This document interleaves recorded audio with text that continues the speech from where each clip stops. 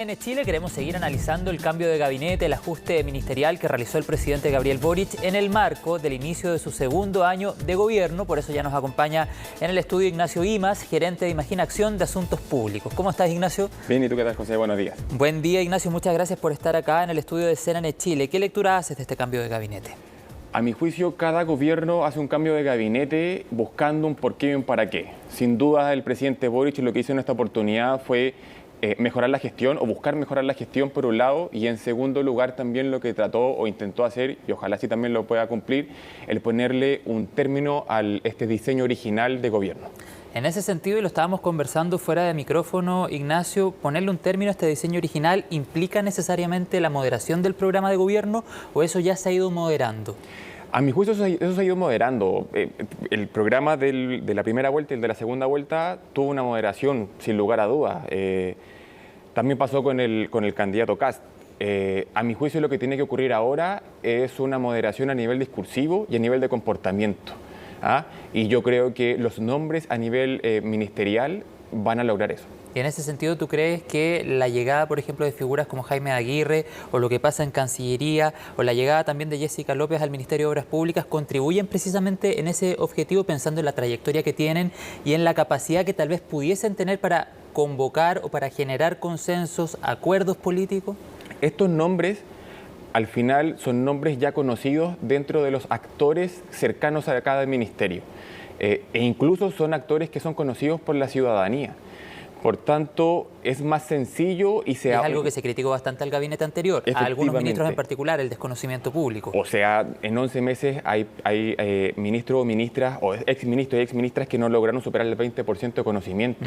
En esta oportunidad nos ahorramos ese periodo de conocimiento y es muy probable que también la expertise se haga notar en esta vuelta. Pero también con algunas críticas alrededor, por ejemplo, particularmente la figura de Jaime de Aguirre, una investigación por boletas en el caso SQM y por supuesto una respuesta que él en algún minuto dio a ese caso, pero también al vínculo con el mundo privado, que algunos ya lo están criticando. Sin lugar a dudas, probablemente el nombre de Jaime de Aguirre puede ser el más complejo dentro del pool que vimos ayer.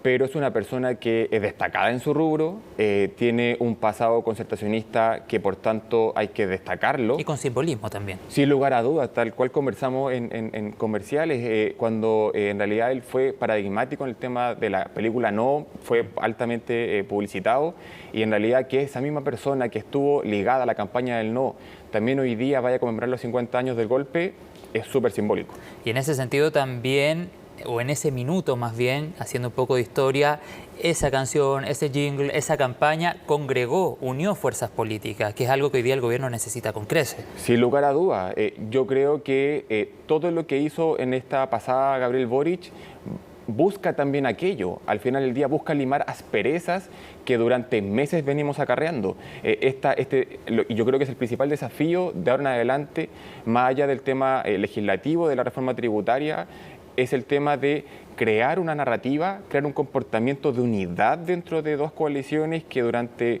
meses como que en realidad se miraban sobre el hombro, y hoy día hay que diseñar una narrativa que pueda unir a este gobierno, que yo creo que es una de las grandes debilidades que tiene. Y a propósito de narrativa, de relato, ¿tú crees que Jaime Aguirre, actual ministro de Cultura, se va a poder subir al carro, diciéndolo coloquialmente, del gobierno o a ser consecuente en todos los puntos con el relato del Poder Ejecutivo?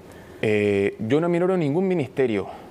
Yo no aminoro ningún ministerio, pero de todas formas, yo creo que Jaime de Aguirre está llamado a conmemorar los 50 años. Es más, es la gran tarea que tiene Jaime de Aguirre. Así como el ministro Pizarro tiene la gran tarea de los panamericanos, los panamericanos.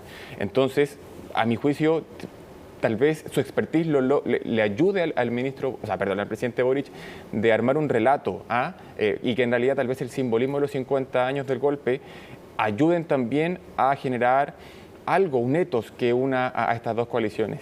Y probablemente va a ir en esa línea y por ahí seguramente están los objetivos del gobierno, pensando en todo lo que implicó el plebiscito, el término de la dictadura y cómo en ese minuto los partidos, en esta concertación de partidos por la democracia, se unieron con un objetivo que era, por supuesto, recuperar la democracia.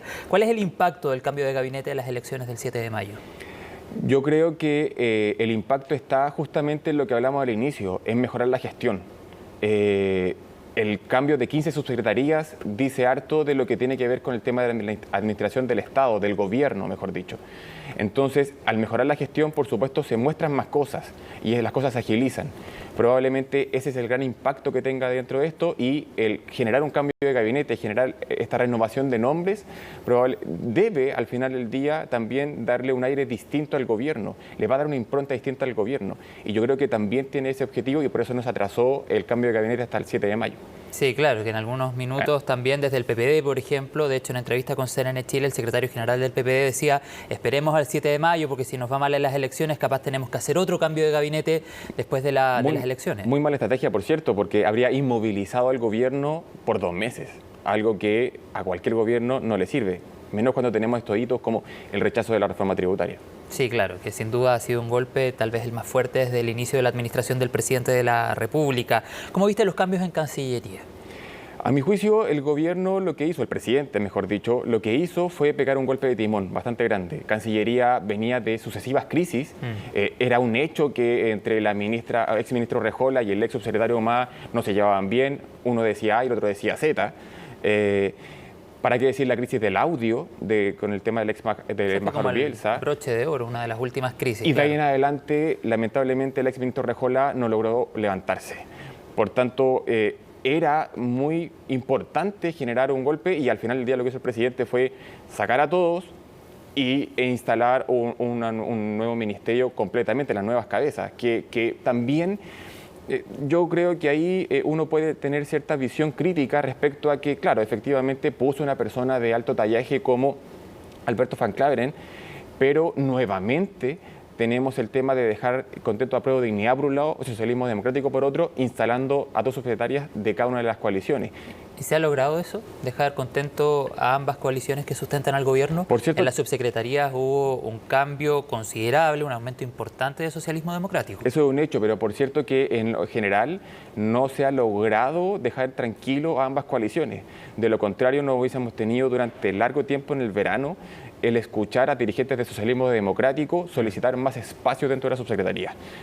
Sí, de hecho, en algún minuto pusieron hasta nombres sobre la mesa: mira, tenemos estas personas disponibles, que tampoco fue muy bien mirado por el otro lado. Y vamos a ver si efectivamente a prueba de dignidad, como diría mi abuelita, no arrastra el poncho al final del día y anda mascando laucha respecto a que en este momento le dieron espacio al socialismo democrático y en realidad lo regalaron a ellos. ¿El Partido Comunista es el más perjudicado? A mi juicio debe ser uno de los grandes perdedores junto con el Partido Liberal.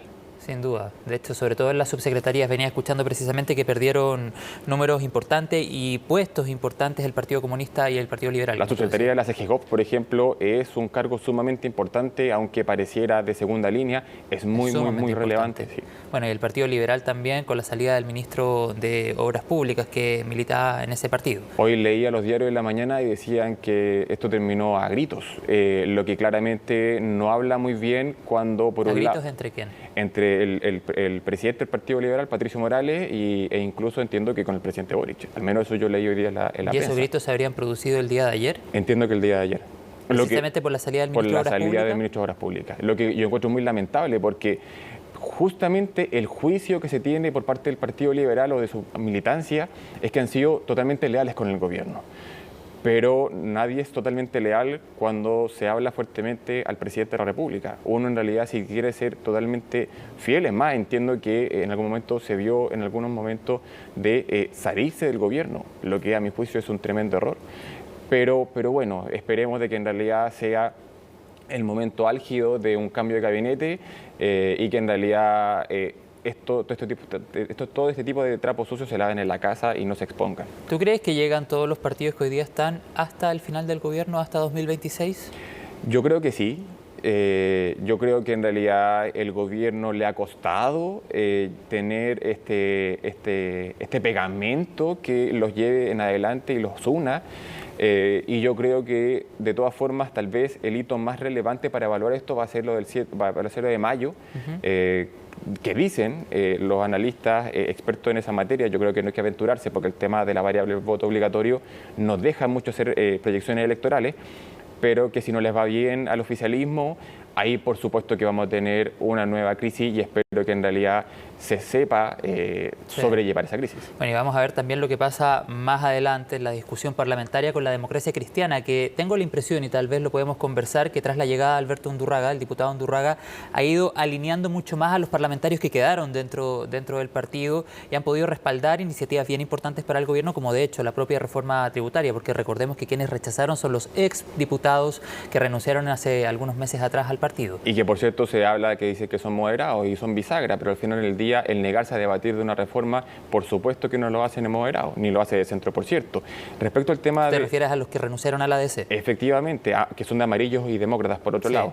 Lo que sí yo rescato el rol que ejerció el diputado Alberto Undurraga respecto a poder apagar los incendios dentro de la democracia cristiana. Tuvimos una ADC fuertemente incendiada durante meses y esta suerte de desangramiento permanente hacía que el partido se mantuviera en crisis siempre.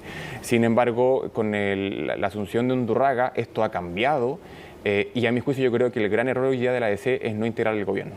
Tú dices que debiese integrarlo. Pero por cierto, cuando tenemos un partido que está aminorado en términos parlamentarios, que eso es un hecho, lo mejor que puede hacer es integrar el gobierno teniendo un ministerio, por ejemplo, teniendo subsecretarías, seremías, y de ahí empezar a construir. A levantar liderazgos también. Lo último, Ignacio, te quiero preguntar sobre el ministro de Educación, Marco Antonio Ávila. ¿Por qué tú crees que no sale del gobierno?